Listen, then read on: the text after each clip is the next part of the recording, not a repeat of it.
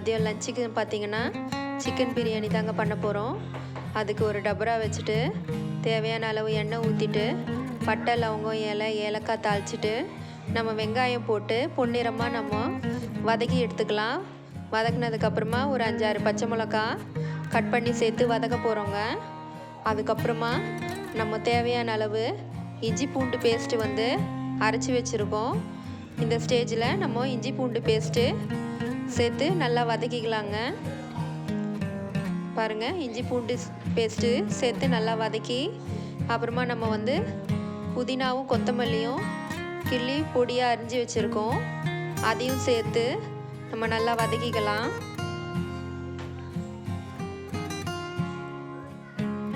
வந்து இன்றைக்கி லஞ்சுக்கு வெறும் சிக்கன் பிரியாணி, ஒயிட் ரைஸ், ரசம், எக்கு, ஆனியன் ரைத்தா தாங்க. இதை பாருங்கள், நம்ம இப்போது கட் பண்ணி வச்சுருக்க புதினாவும் கொத்தமல்லியும் சேர்த்து நம்ம வதக்கிக்கிறோம். இது நல்லா வதங்கினதுக்கப்புறமா நம்ம வந்து தக்காளி பழம் அரிஞ்சு வச்சுருக்கோங்க. அதுவும் சேர்த்து நல்லா வதக்கிக்கலாம். நம்ம மார்னிங் வந்து பிரேக்ஃபாஸ்ட்டுக்கு கொஞ்சம் ஹெவியாக இருந்ததுனால இப்போ வந்து நம்ம சிக்கன் பிரியாணி ஒயிட் ரைஸ் ரசத்தோடு முடிச்சுக்கிறோம். இப்போ பாருங்கள், தக்காளி சேர்த்து நல்லா வதங்கினதுக்கப்புறமா ஒரு 1/4 ஸ்பூன் மஞ்சத்தூள், அதுக்கப்புறமா ஒரு 3 ஸ்பூன் வெறும் மிளகாத்தூள், தேவையான அளவு உப்பு போட்டு நல்லா வதக்கிக்கலாம். வதக்கிட்டு வந்து சிக்கன் நல்லா கழுவி வச்சுருக்கோம். சிக்கனும் கூட சேர்த்து நல்லா வதக்கி விட்டுட்டு தயிர் சேர்த்து கொஞ்சம் தண்ணி சேர்த்து நம்ம மூடி போட்டு வேக வச்சிடலாம். இதை பாருங்கள், சிக்கன் சேர்த்தாச்சு. தயிரும் கூட சேர்த்து நல்லா தண்ணி ஊற்றி நல்லா வேகட்டோன்னு விட்டுடலாம். அதுக்கப்புறமா நல்லா வெந்து வந்ததுக்கப்புறமா நம்ம அரிசி ஊற வச்சுருக்கோம். அந்த அரிசியும் சேர்த்துட்டு தேவையான அளவு தண்ணி ஊற்றி நம்ம வந்து டம் போட்டுடலாம். ஒரு எலுமிச்சைப்பழம் பிழிஞ்சிக்கலாங்க இந்த ஸ்டேஜில்.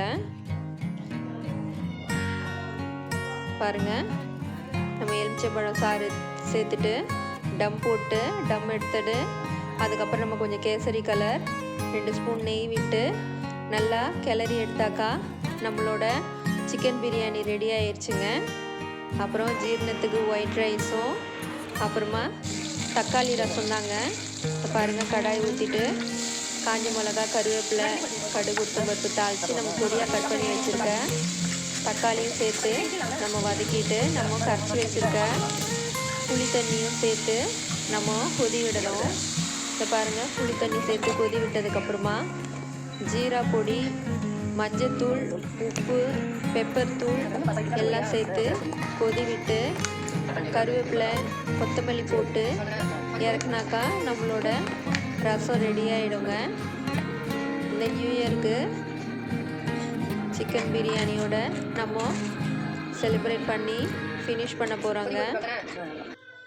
இந்த பாருங்கள், ரசம் ரெடி ஆயிடுச்சு. என்னோடய சேனல் பிடிச்சிருந்ததுன்னா லைக் பண்ணுங்கள், சப்ஸ்கிரைப் பண்ணுங்கள், கமெண்ட் பண்ணுங்கள், ஷேர் பண்ணுங்கள். நன்றி.